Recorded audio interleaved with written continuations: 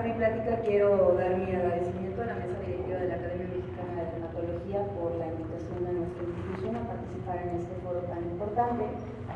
Y el día de hoy vamos a empezar este bloque platicando de 3 casos clínicos, el cual quiero encabezar el día de hoy,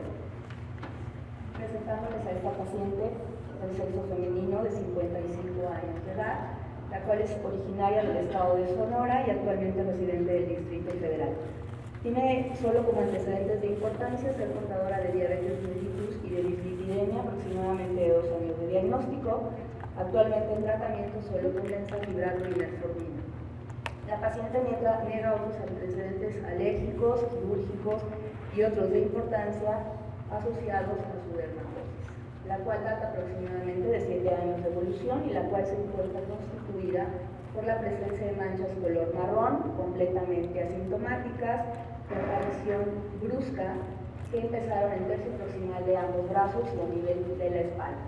La paciente en ese entonces se encontraba radicando en el estado de Guerrero, motivo por el cual acude al Hospital Naval de Acapulco en el 2007, donde se realiza la toma de biopsia de una de las lesiones, reportándosele como diagnóstico histopatológico no concluyente, probablemente sugiriéndosele que era una entidad desencadenada por fotoexposición a la ciudad en la que se encontraba habitando, y dado que habitualmente estas pacientes viven siempre en zonas de puerto y dejando solo tratamientos con fotoprotección. Sin embargo, tomando en consideración la localización de las lesiones, la paciente se encontraba inconforme con el resultado y con el comentario que se le había realizado, y debido a la aparición de lesiones nuevas en forma progresiva en otras topografías no fotoexpuestas como tronco, tercio proximal de ambos muslos y posteriormente en cuello, la paciente, ya que se encontraba radicando en la ciudad del Distrito Federal, acude recientemente en el primer trimestre de este año con nosotros al Hospital General Naval de Alta Especialidad,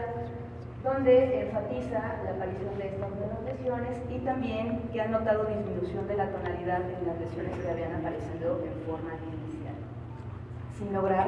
notar en alguna en específico revisión completa. Es enviada por lo tanto por la clínica de Cuemanco con laboratorios dentro de parámetros normales.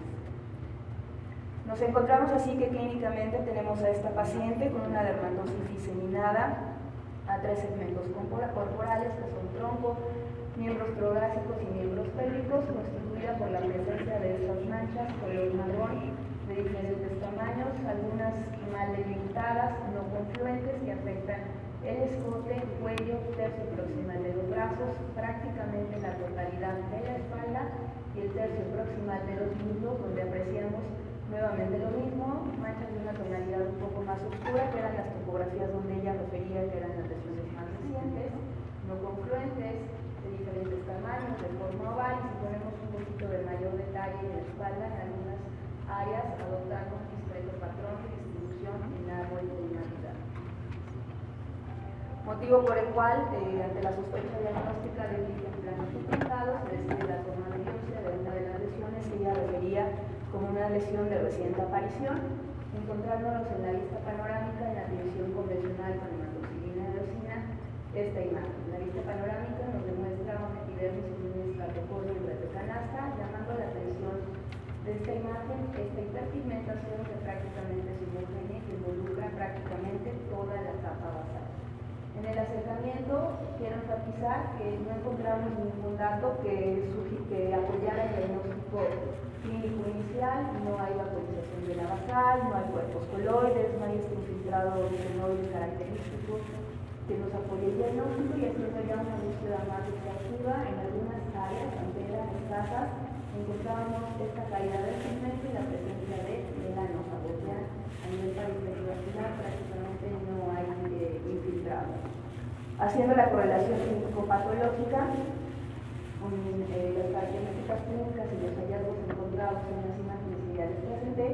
concluimos el diagnóstico de pigmentación macular eruptiva idiopática. Cabe mencionar que nosotros no contamos en el hospital con un servicio de dermatopatología como tal, entonces recibí apoyo por parte del servicio de dermatopatología del Hospital Manuel González,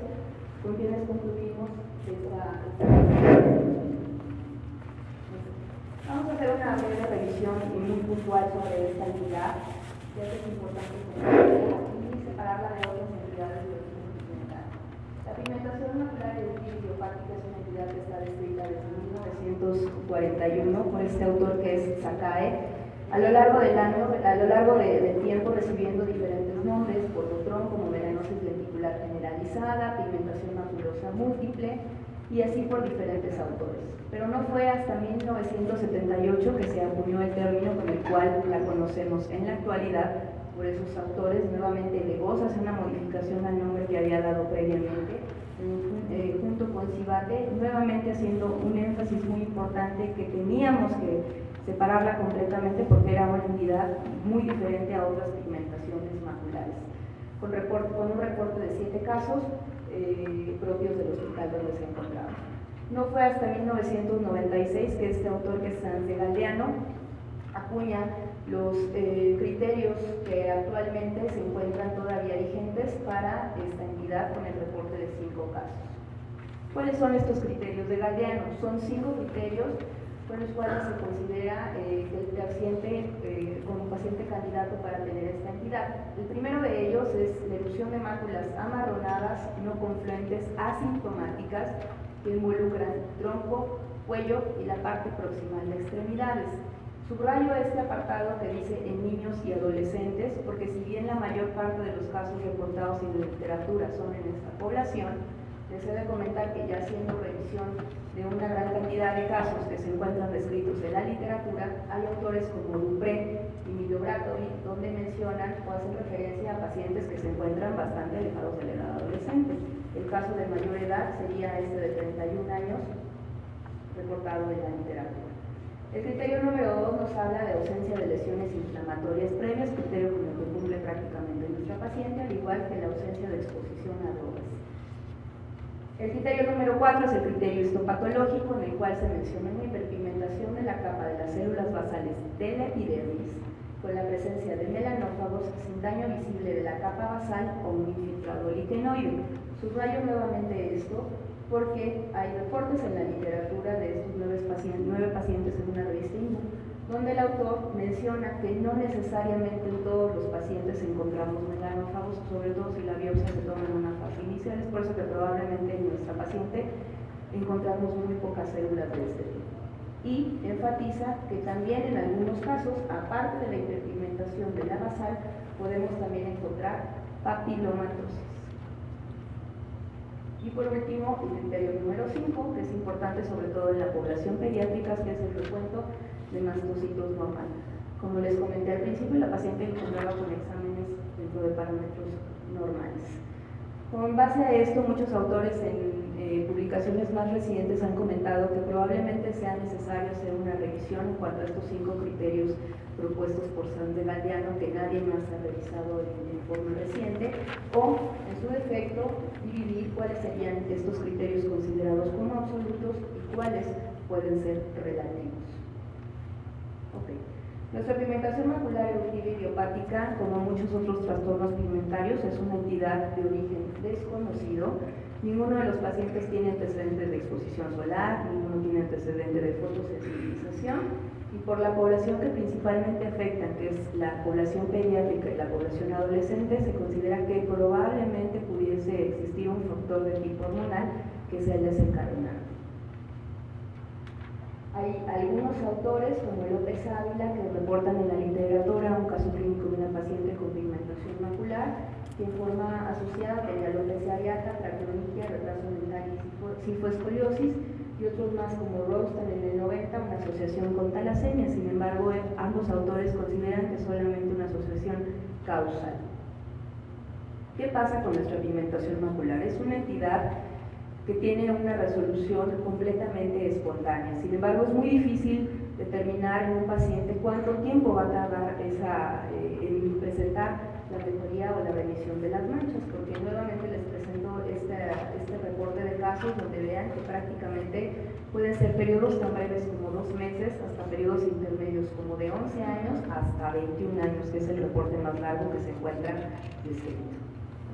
En cuanto al tratamiento, tampoco hay nada bien determinado. Solamente 2 autores, que son Meta y Jun, se han atrevido a iniciar algún tratamiento en forma empírica. asumimos que probablemente el solo hecho de que se tenga en consideración que es una entidad de resolución espontánea es la que orilla que probablemente el dermatólogo no lleve a cabo ningún tratamiento en específico para esta entidad. Los resultados realmente de estos dos autores son contradictorios, porque el primero nos dice que no presentaron su paciente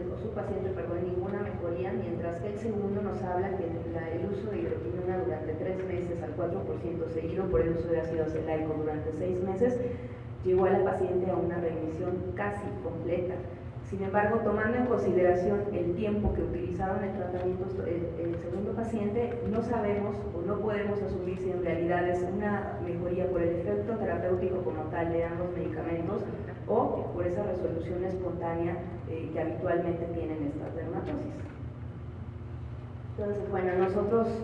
intrépidamente decidimos darle el beneficio de la duda a la paciente y obviamente ella, asumiendo que podía haber altas probabilidades de que no hubiera ninguna mejoría, decidimos iniciar tratamiento, obviamente con cuidados generales de la piel, evitar el roce, la fricción, el tallado sobre todo durante el baño, la fotoprotección, y empezamos tratamiento con hidroquinona al 4% cada 24 horas. Escogimos solamente una zona en específico para poder hacer la diferenciación entre las áreas en las que se estaba aplicando el tratamiento y las que no. La paciente en la actualidad lleva aproximadamente 6 semanas de estar aplicando hidroquinona al 4% y bueno,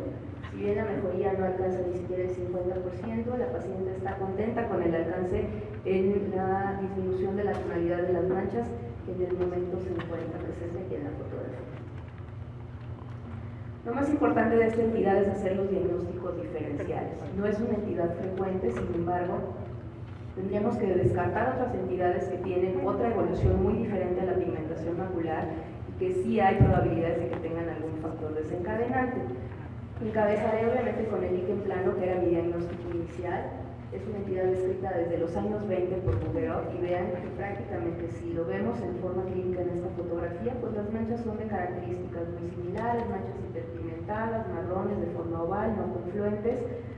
Sin embargo, si agarramos a los pacientes en fases iniciales, podemos hacer una búsqueda intencionada donde podremos ver que estas lesiones pueden al principio tener esta coloración violácea, la presencia de las características estrías de Wilhelm. Muchos pacientes tienen afecciones mucosas y afección en ciertas áreas como muy específicas del líquen plano, como son por ejemplo las muñecas y la región axilar.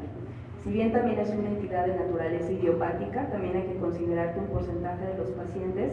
tienen historia o antecedente de la ingesta de fármacos, como por ejemplo anticomerciales como carbamazepina, fenitoína, algunos antihipertensivos, y que además un tercio de los casos suelen reportarnos un prurito de moderada a gran intensidad.